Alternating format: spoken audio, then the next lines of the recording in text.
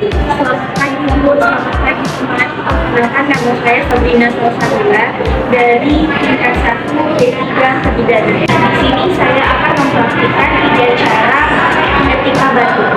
Yang pertama, batuk duduk dengan tangan lengan atas.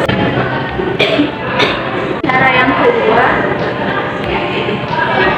ketika batuk ditutup dengan tisu.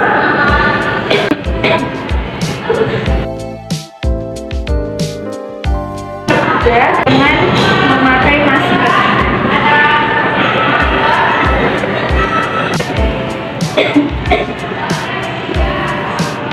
Itulah dia 3 etika batuk. Apabila ada kesalahan, saya mohon maaf.